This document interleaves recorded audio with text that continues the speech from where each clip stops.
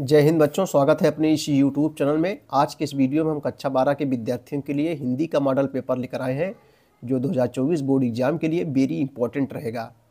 तो समय बच्चों मिलेगा आपको 3 घंटे 15 मिनट और पूर्णांक जो है 100 नंबर का रहेगा और प्रारंभ के 15 मिनट परीक्षार्थियों को प्रश्न पत्र पढ़ने के लिए निर्धारित किया जाएगा और सभी प्रश्न बच्चों अनिवार्य रहेगा।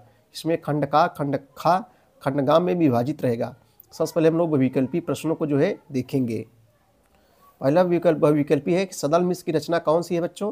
तो सदल मिश्र की रचना जो है यहाँ नासिकोप्याख्यान है। अगला क्वेश्चन है कि संस्कृति की 4 अध्याय के लेखक कौन है? तो संस्कृति के 4 अध्याय के लेखक बच्चों कौन है? रामधारी सिंह दिनकर। रामधारी सिंह दिनकर जो है संस्कृति के 4 अध्याय के लेखक है। अगला क्वेश्चन है छायोत्तर गद्य काल की रचना है। तो विचार विमर्श। छायोत्तर गद्य काल की जो रचना है बच्चों वो जो है विचार विमर्श है। भारतीय युग से पूर्व के लेखक कौन है? तो सदा सुखलाल। सदा सुखलाल जी जो है भारतीय युग से पूर्व माने होता है बच्चों पहले, पूर्व के जो है लेखक है। निम्न में से ब्राह्मण पत्रिका के संपादक कौन है? तो ब्राह्मण को मिश्रा के नाम से भी जानते हैं। देखो ट्रिक्स बच्चों याद करेंगे हम लोग। ब्राह्मण को मिश्रा भी कहते हैं। तो प्रताप नारायण मिश्र ब्राह्मण पत्रिका के संपादक कौन है? प्रताप नारायण मिश्र है। यहाँ से बच्चों आपको जो है एक अंक जो है मिलेगा। तो कामायनी महाकाव्य के रचयिता कौन है? तो कामायनी महाकाव्य के जो रचयिता है बच्चों जयशंकर प्रसाद जी हैं। कौन है? जयशंकर प्रसाद जी हैं। आंसू हो गया, लहर हो गया, ये भी जो है जयशंकर प्रसाद की रचना है। अगला क्वेश्चन है कि लोकायतन के कवि कौन है? निराला है कि महादेवी वर्मा है कि रामधारी सिंह दिनकर है कि सुमित्रा नंदन पंत? तो लोकायतन के कवि हैं दोस्तों रामधारी सिंह दिनकर। संसद से सड़क तक की रचना जो है किसकी है? तो संसद से सड़क क्या हो गई है? गर्दा माटी धूमिल हो गई है। ये देखो बच्चों सड़क वगैरह पे क्या होता है, धूल वगैरह ज़्यादा होती है। तो संसद से सड़क तक धूमिल क्या हो गई है? सड़क धूमिल हो गई है। तो संसद सड़क तक रचना किसकी है? धूमिल की है। छायावाद के कवि कौन है? कुंवर नारायण, आज्ञे, माखनलाल चतुर्वेदी, जयशंकर प्रसाद। छायावाद के कवि कौन है? जयशंकर प्रसाद जी हैं दोस्तों। कौन है? जयशंकर प्रसाद।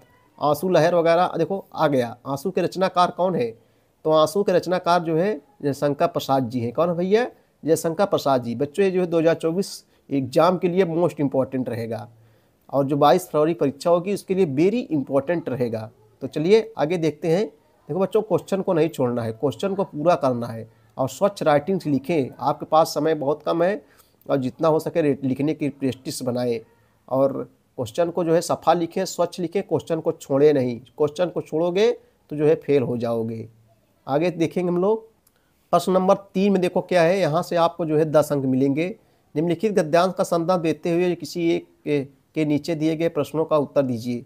यहाँ से आपको 10 नंबर मिलेंगे। जैसे जन का परवाह अंत होता है बच्चों और उसके बाद जन का परवाह किस तरह होता है। देखो ये राष्ट्र का स्वरूप नामक पाठ है, वासुदेव शरण अग्रवाल इसके लेखक है। आप लेकिन इसके बाद उसकी व्याख्या करेंगे। अथवा में रहेगा बच्चों, चाहे इसको कीजिए चाहे इसको कीजिए, दो में से एक करना है और दोनों करेंगे तो नंबर उतना ही 10 अंक मिलेगा। चाहे सोचेंगे आप 20 नंबर, 20 नंबर नहीं मिलेगा दोस्तों, दो में से एक करना है आपको। ठीक है भैया, यहाँ से आपको 10 नंबर मिलेगा। प्रश्न नंबर 4 देखो क्या रहेगा। पद्यांश पर आधारित निम्नलिखित प्रश्नों के उत्तर दीजिए।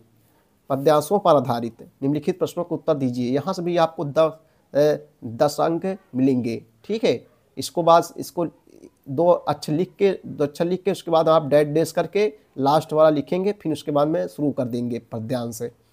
प्रस्तुत पद्यांश संदर्भ लिखिए। कभी गंगा अवतरण का चित्रण किस प्रकार किया गया? प्रस्तुत गद्यांश किस छंद का प्रयोग है? सब बच्चों आपको जो है मिलेगा। प्ले लिस्ट पर आप कक्षा 12 हिंदी प्ले लिस्ट बनाएंगे, वहाँ सब ये सब क्वेश्चन आपको मिल जाएंगे। उसके बाद में अथवा कार्य रहेगा। नील परिधान से बीच सुकुमार, चाहे उसको कीजिए, दो में से एक करना, जहाँ पर अथवा लग जाए उसके बाद में वहाँ से एक का ही करना है। देखो प्रश्न नंबर 5 क्या रहेगा। निम्नलिखित किसी एक लेखक का जीवन परिचय देते हुए उनकी जो है कृतियों को उल्लेख कीजिए।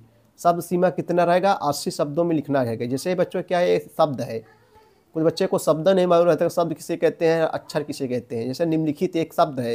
निम्नलिखित में किसी एक लेखक का जीवन परिचय देते हुए उनकी कृतियों का उल्लेख कीजिए। तो इसमें कितने शब्द हैं? 1 2 3 4 5 6 7 8 9 10 11 12 13 14 15 शब्द हैं। तो आप समझ गए होंगे। देखो ये वेरी इंपॉर्टेंस है, 1000 ये वाला सब इसको याद कर लीजिए। 5 अंक दोस्तों आपको यहाँ से मिलेंगे। अब उसके बाद में खा नंबर में क्या रहेगा। निम्नलिखित में किसी एक कवि का जीवन परिचय देते हुए उनकी कृतियों का उल्लेख कीजिए। देखो वहाँ लेखक था, यहाँ कवि। दोनों में से एक एक करना है। सोचो कुछ बच्चे सोचेंगे इसको कर लें इसको नहीं करेंगे, नहीं बच्चों, इसमें तीनों में से एक करना है और इसमें भी तीनों में से एक करना है। यहाँ भी 80 शब्द आपको मिलेंगे, शब्द में लिखना है और 5 अंक आपको मिल जाएंगे। जैसे अयोध्या से उपाध्याय, योद्ध, भरतेय, हरिश्चंद, सूर्यकांत, पाठा, निराला, ये सब वेरी इंपॉर्टेंस है। प्रश्न नंबर 6 में क्या रहेगा कि बहादुर कहानी के नायक का चरित्र चित्रण कीजिए। इसमें भी 80 शब्दों में लिखना है और उसके बाद कर्म अथवा करके देगा, चाहे इसको करिए चाहे इसको, या अथवा कर्मनाशाहार की अथवा पंचलाइट कहानी की कथा वस्तु का संक्षेप में बताइए। प्रश्न नंबर 7 में क्या रहेगा दोस्तों, स्वपठित खंडकाव्य के आधार पर निम्नलिखित प्रश्नों में से किसी एक प्रश्न का संक्षिप्त उत्तर दीजिए। स्वपठित मतलब जो आपके यहाँ पढ़ाया जाता है, जो आपके यहाँ पढ़ाया जाता है दोस्तों, उसको कहीं बच्चों को कुछ जिले में ये पढ़ाया जाता है, कुछ जिलों में आलोकवृत्त पढ़ाया जाता है, कुछ जिलों में मुक्ति यज्ञ पढ़ाया जाता है। तो जो आपके यहाँ चलता हो, जैसे प्रयागराज में आलोकवृत्त चलता है, हम लोग पढ़ते थे, जो है आलोकवृत्त खंडकाव्य के तिथि सर का कथानक संक्षेप में लिखिए, अथवा जो है आलोकवृत्त खंडकाव्य के प्रमुख पात्र का चरित्र चित्रण कीजिए। जहाँ भी अथवा लग जाए, चाहे इसको कीजिए चाहे इसको कीजिए। ठीक भैया, चलिए आगे चलेंगे हम लोग। 8 नंबर क्वेश्चन क्या रहेगा दोस्तों, खंड खास क्या रहेगा, देखो, निम्नलिखित संस्कृत गद्यांश का संदर्भ सहित हिंदी में अनुवाद कीजिए। आपको यहाँ तक लिखने के बाद डैश डैश करके लास्ट वाला सर्वम प्रियम भवति लिख के तब आप जो है गद्यांश का पहले संदर्भ लिखिए दोस्तों, उसके बाद में हिंदी में अनुवाद कीजिए। ठीक भैया, जहाँ भी अथवा लग जाए, चाहे इसको कीजिए चाहे इसको कीजिए, दो में से आपको एक करना है। निम्नलिखित श्लोकों का हिंदी में संदर्भ सहित अनुवाद कीजिए। श्लोक आ गया, इसमें भी इतना लिख के डैश डैश करके लास्ट वाला लिख के आप संदर्भ लिखिए। उसके बाद में 7 नंबर आपको यहाँ से मिलेगा। कितना अंक मिलेगा, 7 अंक मिलेगा। उसके बाद प्रश्न नंबर 9 में क्या रहेगा, निम्नलिखित किन्हीं दो का संस्कृत में उत्तर दीजिए। जैसे संस्कृत साहित्य से आदि कवि का आसीत, वृत्तेन कस्य आशा न अस्ति। तो आइए इसका उत्तर देख लेते हैं। तो 9 का पहला हो जाएगा संस्कृत साहित्य से आदि कवि का आसीत। तो संस्कृत साहित्य से आदि कवि वाल्मीकि ही आसीत। वित्तेन कस्य आशा न अस्ति, तो वित्तेन अमृतवस्य आशा न अस्ति। तो इसका उत्तर दोस्तों ये हो जाएगा।